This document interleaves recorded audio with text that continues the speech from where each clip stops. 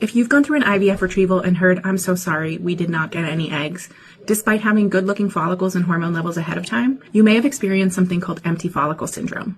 I'm Dr. Jessica Reinick, a double board certified OBGYN and reproductive endocrinology and infertility specialist, or a fertility doctor, and I wanted to talk about empty follicle syndrome. Going through IVF, anticipating your egg retrieval outcomes, and then finding out that you're back to square one because we didn't get any eggs is rare, but it's always devastating. I want to start by saying that this is specifically considered when we have mature-looking follicles, so over around 15 millimeters on the day of trigger, with normal appearing hormone levels, so no signs of breakthrough ovulation, going forward with the trigger shot and the retrieval, and not getting any eggs. And this is important because not getting eggs from small follicles is expected, but not getting eggs from mature appearing follicles when you haven't been concerned that you may have ovulated is unexpected.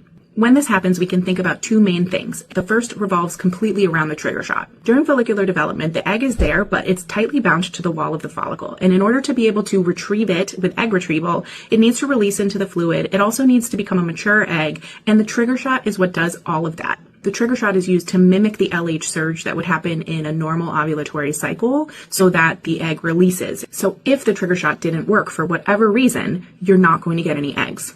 This can be due to error in giving the trigger shot. It can be due to your body not properly absorbing it, a low dose of the trigger shot. It can be related to your response to the trigger shot, or maybe there just wasn't a long enough time between the trigger shot and the retrieval. The other kind of empty follicle syndrome is more rare, and it's unfortunately poorly understood. There are a few different ideas behind why this might happen. The egg maybe does not detach from the wall of the follicle despite having an adequate trigger shot and length of time between the trigger and the retrieval, or something could happen along the phases of egg development that leads to degeneration of the egg before getting to the retrieval. To figure out what kind of empty follicle syndrome you're experiencing, the best thing to do is to check labs on the day of the retrieval to see if you have adequate levels of the trigger shot medication in your body or not. If your trigger shot hormone levels are low, then that means most likely you just did not respond to the trigger shot. If you check the repeat labs and it looks like you did respond to the trigger, this is a more difficult problem. There are still things that we can do, but it's generally more related to poor ovarian reserve and poor egg quality, which can be trickier to tackle. Some of the things we can do with the next cycle in order to avoid this happening again would be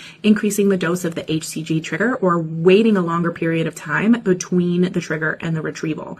We can also do a dual trigger with HCG and Lupron if this wasn't done before. Even if the trigger shot was thought to be less of a problem in this situation, so you did respond to the trigger but still didn't get any eggs, these changes could be beneficial for a following cycle. You could also think about changing up the protocol altogether or doing things to aim to improve your egg quality. Empty follicle syndrome is usually a one-time event, and so if you do another cycle, there's usually things that we can do to adjust the outcome, and most people do get eggs in the next cycle. The most important thing to know that if this happened to you, it is not your fault. You didn't do anything wrong, and let's use the information from this cycle to dive into the next one and have a better outcome.